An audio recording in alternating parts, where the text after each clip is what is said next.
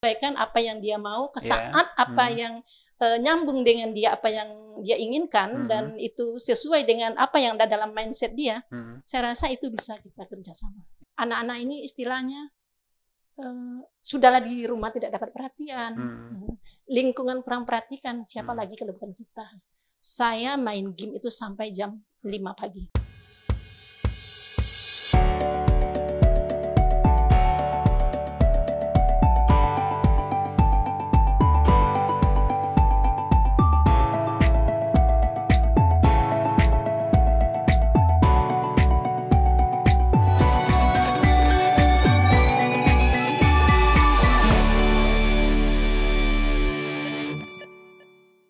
Sahabat Andalas TV, kali ini kita akan berbincang dengan Bunda Genre Sumatera Barat, Dr.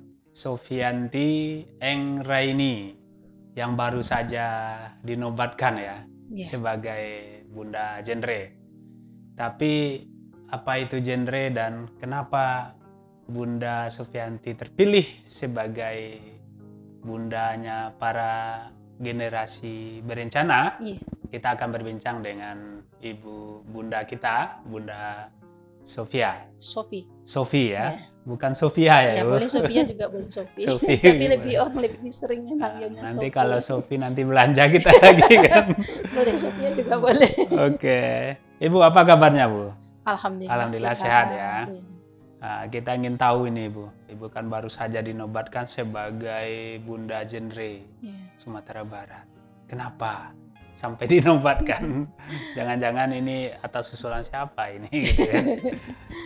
Iya, Ibu. Iya, alhamdulillah saya dinobatkan sebagai Bunda Genre Sumatera Barat 2021 dalam Bunda Genre Kreator. Jadi Bunda Genre Kreator ya. Jadi ada inovasi-inovasi yang dilahirkan oleh kepala sekolah sehingga dikatakan dia sebagai Bunda Genre, karena Bunda Genre ini ada yang lain juga ya. Oh, ada yang lain juga ya. Kategorinya beda-beda ya. Kategorinya beda-beda dan saya termasuk pada kategori kreatornya. Yang kreatifnya ini Bunda. Yang kreatifnya. Saya terpilih sebagai Bunda Genre itu saya juga kaget ya, karena saya tidak tahu apakah kriteria pemilihannya awalnya. Tapi setelah dikatakan waktu datang mengambil data, terus sudah mengamati dari tahun 2019. Oh, jadi ternyata Ibu diamati ya? Diamati, jadi bukan tiba-tiba saja. Bukan tiba-tiba saja. Dari beberapa kepala sekolah yang ada, seluruh kepala sekolah yang ada tingkat SLTA itu diamati, di antara yang ada tersebut mana yang benar-benar ikut serta di dalam pengelolaan generasi. Baik itu ya. Ada PIKR, yaitu Pusat Informasi Konseling Remaja. Bagaimana peran konseling remaja di sekolah tersebut dan juga peran kepala sekolah dalam menyiapkan generasi di sekolahnya. Iya. Jadi cukup strategis juga kegiatan genre ini berarti. Iya. Di sekolah ya? Cukup strategis sekali. Cukup strategis ya. Karena yang pertama kan kalau di BKKBN ini kan terima kasih juga sebelum saya ucapin terima kasih untuk BKKBN Kabupaten Damansraya, juga terima kasih untuk BKKBN Provinsi Sumatera Barat yang telah memberikan amanah ini. Insya Allah amanah ini saya pegang dengan baik. Mudah-mudahan benar-benar saya berkiprah untuk bisa memajukan generasi yang diharapkan sesuai dengan apa yang divisikan di dalam BKKBN. Jadi dalam BKKBN itu dia memandang genre ini sebagai generasi yang pertama itu adalah siap dibentuk dan siap untuk membangun Indonesia ke depannya. Yang kedua adalah dia melihat generasi muda ini adalah generasi yang siap juga untuk menjadi ayah ibunya nanti. Jadi akan melahirkan generasi. Sudah berumah tangga. Iya, jadi juga disiapkan dari sekarang. Kenapa harusnya siswa disiapkan menjadi generasi yang berencana agar kedepannya dia memiliki masa depan yang sudah direncanakan dari awal. Seperti apa keluarga yang dia inginkan, seperti apa karir yang dia inginkan. Oh begitu. Waktu itu Ibu kan diamati nih. Sebenarnya apa sih yang Ibu lakukan gitu? Iya.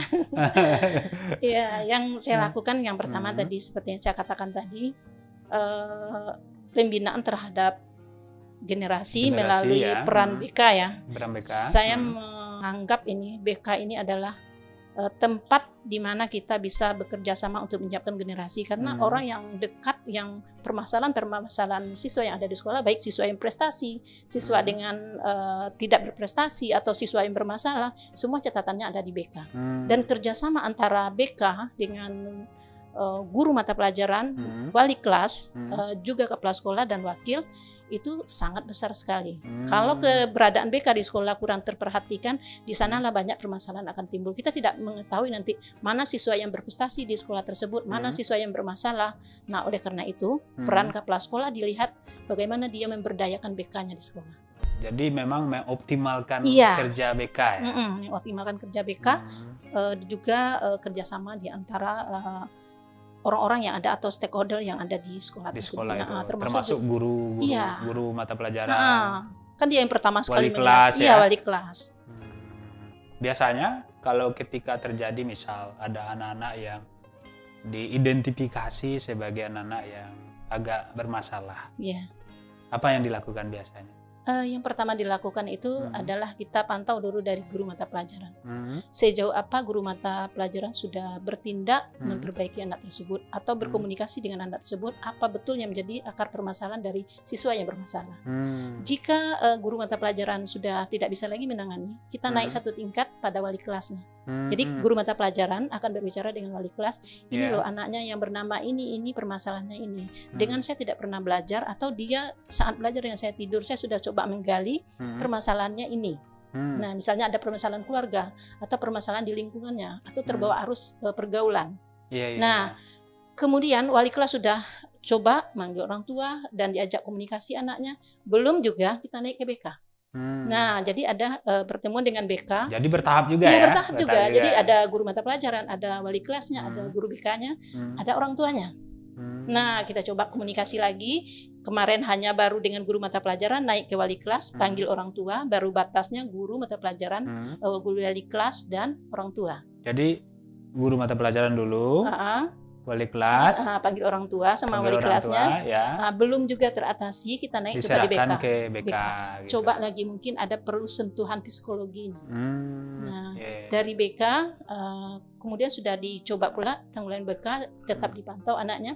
Belum ada juga perubahan, itu juga tambah orang tua, kita coba dengan wakil. Nah, masih juga wakil kesiswaan itu. Wakil kesiswaan. Wakil kesiswaan. Nah, terus kalau memang berhubung dengan mata pelajaran, melibatkan wakil kurikulum. Wakil kurikulum. Nah, kita coba. Sudah bekerja sama seperti itu, belum dia sudah angkat tangan semua. Terakhirnya itu adalah sama kepala sekolah. Baru ada di sana. Keluar ya. Di sanalah baru adanya bingkel manisnya, yaitu bimbingan kelompok manusia ingin sukses. Jadi bagaimana kita merubah anak-anak ini secara bertahap. Kayak sanggar aja ya, Bu? Iya, memang harus seperti sanggar. Sanggar ya. Karena yang kita hadapi ini adalah kalau sekarang kan anak milenial dan zilenial. Iya, kita harus sesuaikan apa yang dia mau ke saat apa yang nyambung dengan dia, apa yang dia inginkan, dan itu sesuai dengan apa yang ada dalam mindset dia. Saya rasa itu bisa kita kerjasama. Seperti itu. Ketika sampai sama Ibu. Iya. Jadi kita coba komunikasi, karena sama ini kan pemerintah lagi menggalakkan literasi. Saat literasi di sekolah, kan pagi kita apel pagi, terus literasi. Biasanya dia kan terlambat, tidak ikut. Sangat susah untuk diajak menulis, gitu kan anak-anak bermasalah tersebut. Datang terlambat, ikut-ikut kegiatan sekolah tidak diikuti, sering melanggar, kan seperti itu. Nah, saat kita kumpulkan, ungkapkan kita dengan gaya menulis. Itu Ibu yang menangani langsung? Iya, saya langsung ada kelompoknya, dan itu dibentuk kelompok, kemudian siapa, cari ketuanya siapa. Nah, terus kita bimbing, keluarkan setiap dia bertemu dengan saya, dia bawa kertas, itu bawa pena, tuliskan apa yang menjadi unek-unek dalam hidupnya. Sekalipun tentang seorang kepala sekolah yang tidak dia sukai, sejujurnya. Nah, dia ungkapkanlah di sana, sejak Ibu datang, peraturan di sekolah ini mesti masuk jam pagi. Saya biasanya tidur itu baru jam subuh, setelah subuh. Nah, mesti bangun pula saya jam 7. Wajar saya terlambat, Bu. Sebelumnya saya terlambat tidak seperti ini. Nah, seperti itu. Saya diamkan, saya ambil semua unek-unek anak-anak ini. Saya ambil, saya catat, terus saya balas. Nah, saya balas minggu ini kan 1 minggu tuh. Nah, terus saya balas. Salah satu saya ambil contoh ya. Salah satu misalnya anak ini sering terlambat karena dia pemain game, itu ada salah satu bukunya, ada saya bawa itu. Bukti fisiknya. Jadi saya ajak ini berbicara, dia tulis saya main game itu sampai jam 5 pagi. Ada yang seperti itu? Ada. Di saat dia datang ke sekolah, karena ada aturan sekolah mesti masuk 7:15 apel pagi, lanjutkan dengan literasi, kemudian baru jam 7:30 mulai belajar. Nah, jadi dia nyampe di kelas, udah terlambat itu paling datangnya nanti jam 8. Terus udah terlambat masuk kelas, tuh minta surat dari piket dulu untuk izin masuk. Izin masuk. Nah, pas dia nunggu 5 menit atau 10 menit nyampe di kelas dia tidur. Karena kan baru jam 5 baru tidur, ngantuk, ulang tidur. Ngantuk tidur lagi. Ya, tidur. Nah, seperti itu. Jadi guru udah kewalahan seperti tadi, udah ditangani saya. Dia berbicara seperti itu, saya tidurnya jam 5. Jadi wajar aja saya ngantuk di kelas, Bu. Jadi apa salahnya saya juga tidur. Nah, itu karena memang saya tidak tahan untuk menahan mata saya yang udah sangat ngantuk sekali gitu. Kalau kondisi itu apa yang Ibu lakukan? Nah, saya seperti ini yang saya lakukan. Jadi dia saya suruh mengungkapkannya. Nah, terus saya balas di bawah. Ibu tahu kamu mungkin punya kesulitan. Saya yakin kamu akan keluar dari masalah. Kamu ingin sekali keluar dari masalah ini karena sebagai generasi kamu pasti menginginkan hidupmu ke depan lebih baik. Dan pasti kamu punya cita-cita dari kecil. Dan saya yakin kamu ingin mewujudkan itu.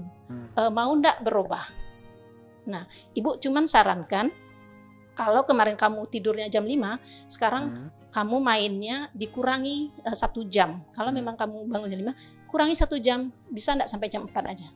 Hari besoknya bisa enggak turunkan kalau memang kamu enggak sanggup main sampainya jam 3, setengah 4 lah, setengah 4. Nah, seperti itu saya suruh bertahap. Nah, terus ini perkembangannya dilaporkan melalui tulisan. Minggu depan kita kan bertemu lagi. Jadi ada pertemuannya di hari Sabtu. Nah, hari Sabtu itu adalah hari di mana kalau tidak bisa hari Sabtu biasanya hari Jumat. Nah, jadi memang siswa yang bermasalah tersebut yaitu ada waktu 1 jam. Dia kan tidak mau jam mainnya tersita. Nah, tetap kita pakai. Saya berbicara dengan guru mata pelajaran. Sekalipun siswa ini berada dalam kelas, dia juga tidak akan belajar. Bagaimana kalau Ibu tarik dia 1 jam untuk berkomunikasi melalui tulisan? Jadi kita melalui tulisan. Nah, ditulisnya lah apa yang menjadi kendala dia. Ada yang bilang ini, Bu, saya minggu sekarang Bu, udah saya coba apa yang Ibu sarankan. Saya sudah ada perubahan, tapi tetap saya main game, tapi saya udah tidak main game sampai jam 5 lagi. Saya sudah mundur sekarang. Saya seperti Ibu sarankan, saya sekarang hanya sampai jam 3. Nah, berarti satu minggu kan sudah sampai jam 3, alhamdulillah. Jadi saya buat alhamdulillah sudah ada perubahan. Terus maju ya nak ya, perbaiki. Nah, seperti itu kata-kata yang saya balas, nanti saya kembalikan lagi, dia nulis lagi. Nah, seperti itu. Jadi sampai nanti suatu balasnya juga dalam bentuk tulisan ya? Iya, nggak boleh langsung. Jadi saya belum tulisan. Artinya apa? Kita menggalakkan literasi supaya anak bisa mengungkapkan. Nah, jadi literasi sekolah jalan. Jadi kasih terapi dalam bentuk literasi ya? Literasi. Jadi terapinya dalam bentuk literasi. Kemudian sampai dia ada yang bilang, Bu, saya tidak pernah terlambat lagi. Walaupun 2 hari kemarin saya memang lagi bertengkar dengan orang tua, saya tidak masuk 2 hari. Nah, gitu. Jadi kenapa? Karena saya masih ada begadang malam, jadi orang tua saya marah-marah, akhirnya saya tidur aja, saya pergi sekolah. Ada juga yang masih membalas seperti itu. Ada juga yang lagi ekstrim sebenarnya. Bu, masalah sholat ini kan ada sholat berjamaah juga. Dari pas zuhur kan sholat berjamaah tuh dicari setiap kelas anak-anak itu yang perempuan itu bahkan diperiksa. Benar enggak dia lagi cuti atau apa? Kadang kan ada yang bohong juga karena malah sholat. Nah, itu kita periksa, ada di UKS kita, kebetulan kita sekolah sehat ya. Jadi ada UKS-nya juga. Nah, itu diperiksa beberapa orang petugas pustaka yang perempuan juga mohon bantuan untuk ke sana. Yang laki-laki itu dicari untuk masuk ke musola. Nah, ada juga yang lari panjat pagar itu. Ada juga pagar. Sholat itu bukan dipaksa, Bu. Itu ada catatannya juga dia buat. Sholat itu biasa. Jadi sholat ini datangnya dalam diri saya. Saya belum bisa untuk sholat. Nah, saya balas ini jawabannya. Ada apa Ananda, tapi coba ya, coba lagi belajar sholat. Maksudnya belajar mulai sholat sekarang. Jadi Ibu tidak minta kamu harus sholat 5 waktu, tidak. Kamu mulailah dulu sholat mana yang paling mudah kamu laksanakan.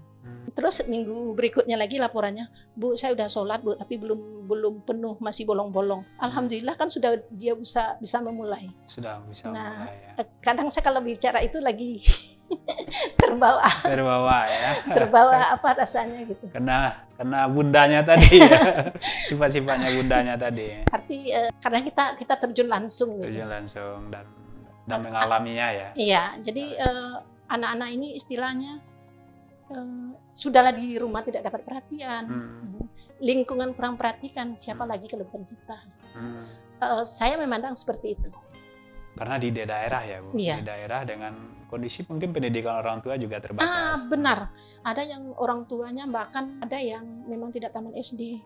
Kadang ada memang dia tidak mengerti, Bu, saya benar-benar tidak tahu anak saya main sampai pagi, saya tidak ngerti mau diapakan HP-nya.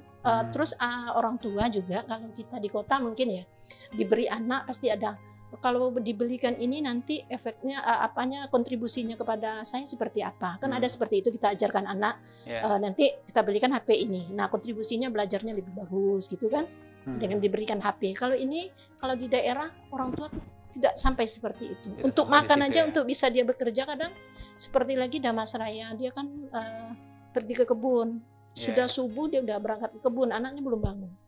Ibu, itu jadi permasalahan. Sebentar Ibu, itu kan cukup banyak ya, banyak yang masuk bingkel manis ini jumlahnya berapa dari sekian banyak siswa. Tapi sebelumnya kita istirahat sejenak.